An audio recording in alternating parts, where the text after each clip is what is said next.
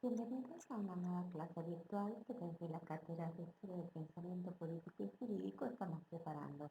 Y en este caso vamos a completar el desarrollo de la unidad número 3 en su parte argentina.d que habla, que se titula El Estado Argentino Liberal.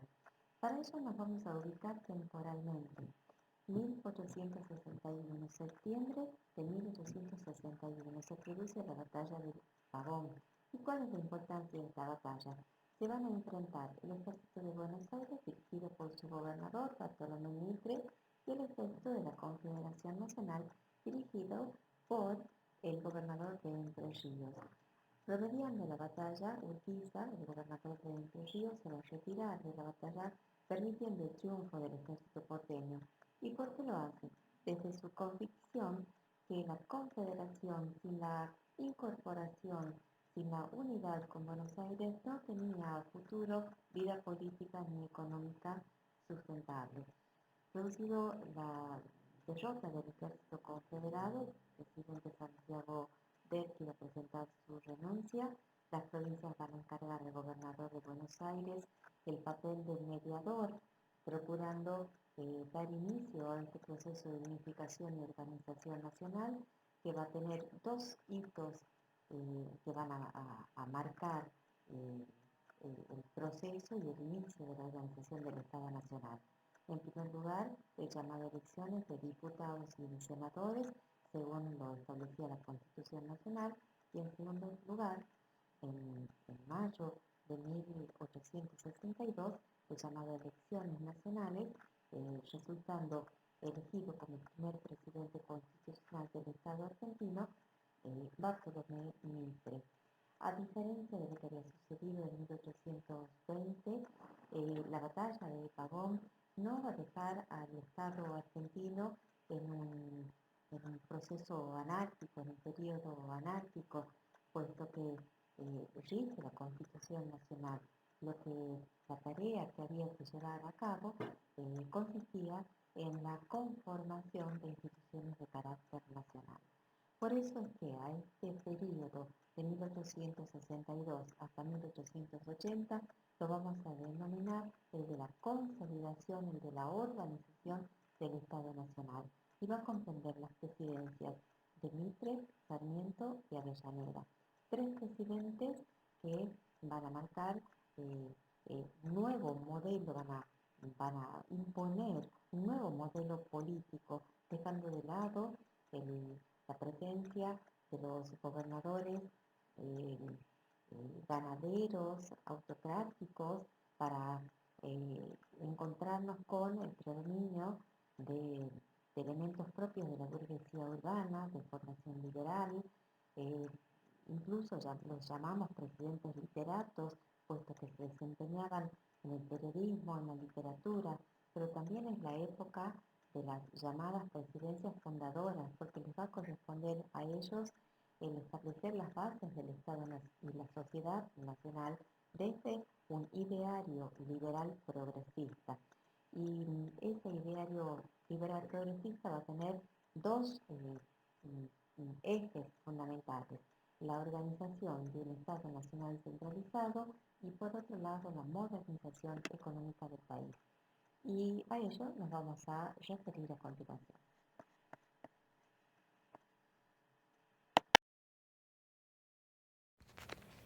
Las medidas aplicadas durante las presidencias fundadoras no solo tendieron a apuntalar la centralización, sino también a crear las instituciones y la legislación nacional que como un nuevo Estado nacional se requerían. De allí que se establecieron objetivos de gobierno que fueron comunes para las tres presidencias.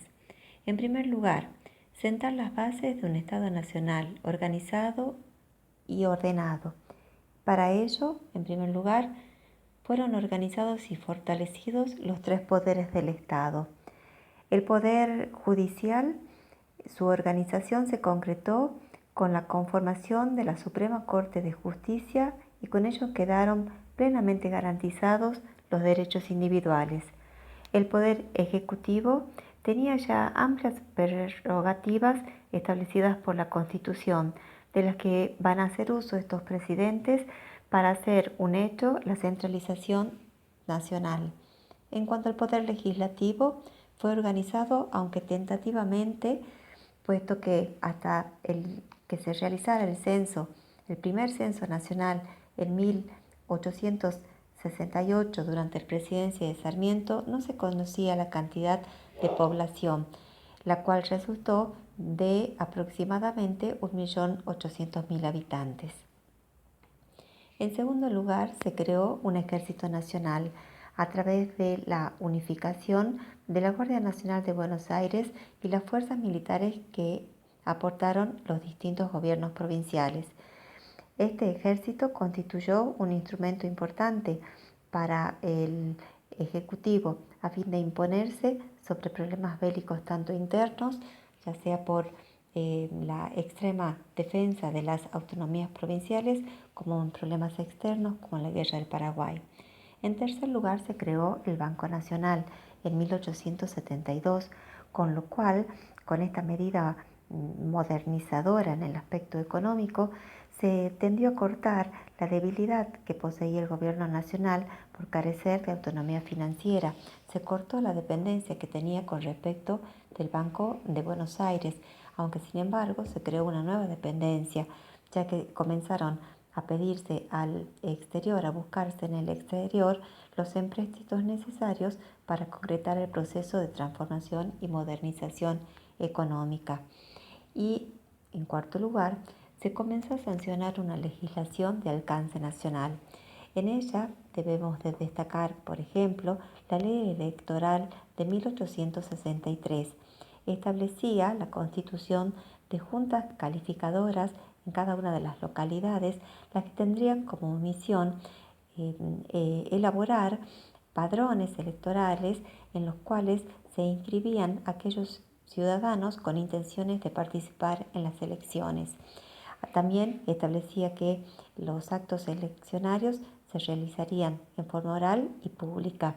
Y también, como parte de la codificación del derecho a nivel nacional, son de destacar el Código de Comercio, el Código Civil y el Código Penal. El segundo objetivo que compartieron fue el de forjar una sociedad dinámica a través de la extensión de la educación y el desarrollo económico. Así, extender la educación popular y profesional es un objetivo y es una acción que va a estar presente en cada una de estas tres presidencias. Con Mitre, por ejemplo, se atendió sobre todo a la educación secundaria y para ello se crearon los colegios nacionales en las principales capitales de provincia, entendiendo que aportaría al estudiantado universitario futura élite gobernante. Durante la presidencia de Sarmiento, en cambio, la atención estuvo dirigida a la educación primaria, a la apertura de escuelas primarias y de bibliotecas, pero también al inicio de la carrera de magisterio, y para ello se crearon las escuelas normales, también en las principales capitales de provincia. Se invitó y se contrató a maestros y pedagogos extranjeros, especialmente norteamericanos, que quedaron al frente de estas escuelas normales, de las que egresarían las primeras promociones de maestros. En la presidencia de Avellaneda, la atención estuvo puesta en la creación de universidades, las que se destacaron por su autonomía dentro de lo que después se constituyó como un único sistema educativo que comprendió a los tres niveles. Entre estas universidades, a comienzos del 1900, está nuestra Universidad Nacional de Tucumán. En general, ¿a qué apuntó esta importancia dada a la educación popular? Se quería educar sobre todo no solo en el conocimiento, sino en la creación de una conciencia nacional, en la creación de una conciencia ciudadana.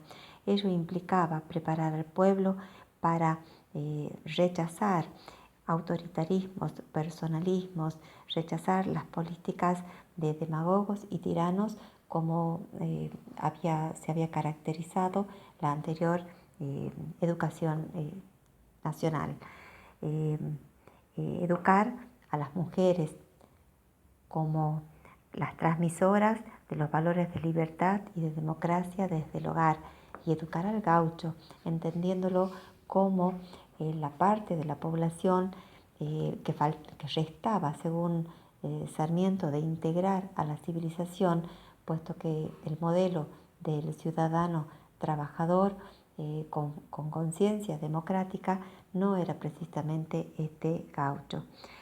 La preocupación por la educación se vio reforzada con los datos de aquel primer censo del gobierno de Sarmiento, el cual mostró que más del 80% de la población era analfabeta. La educación no solo fue popular, en el caso del gobierno de Sarmiento se tendió a profesionalizar el ejército, creándose el colegio militar y creándose la escuela naval, pero también la profesionalización tuvo que ver con la creación de las primeras escuelas técnicas, tratando de crear, de formar la mano de obra necesaria para la modernización que tenía en vistas desde el desarrollo económico estas presidencias. En segundo lugar, dentro de este objetivo, estos presidentes se inclinaron por empezar a desarrollar una política económica agroexportadora. Es que el mundo occidental, después de la fuerza que había cobrado la revolución industrial, se dividió entre los países industrializados y los no industrializados. Y en nuestro caso, estos presidentes decidieron fortalecer los productos que la pampa húmeda brindaba en realmente grandes cantidades. Sobre todo nos convertimos en los grandes productores de trigo y de carne para nuestro gran socio comercial, que fue en primer lugar el Reino Unido y a continuación Estados Unidos. Esta política agroexportadora estuvo acompañado por la implementación de una política comercial librecambista, puesto que esto así se lo entendía desde el marco ideológico liberal. En tercer lugar, la política inmigratoria y la ocupación del territorio nacional fueron otro de los objetivos comunes de estas presidencias. ¿Por qué política inmigratoria? Porque para llevar a cabo la política económica agroexportadora era necesario no solo extender las hectáreas de tierra productiva que brindaba la pampa húmeda, sino contar con la mano de obra necesaria y suficiente y preparada para adaptarse a los requerimientos de materia prima desde los países industrializados. Además, era el contexto internacional más acertado para llevar a cabo esta política de apertura al inmigrante europeo, que por la revolución industrial iba dejando de lado a aquellos agricultores, aquellos pequeños productores y artesanos que no lograban insertarse en los cambios tecnológicos. Con estos inmigrantes se procuró poblar la pampa húmeda, aunque la dificultad del acceso a la propiedad de la tierra debido a los intereses de la clase terrateniente limitó la ubicación de esta oleada inmigratoria a la zona central de la Argentina, a la zona de la pampa húmeda. Y por eso es que completamos este objetivo hablando de la necesidad de la ocupación del territorio nacional más allá de esta pampa húmeda. La zona habitada por los pueblos aborígenes fue impulsada a través de campañas de ocupación por parte del Ejército Nacional a fin de sumarlas al esquema productivo para poder llevar adelante la política agroexportadora.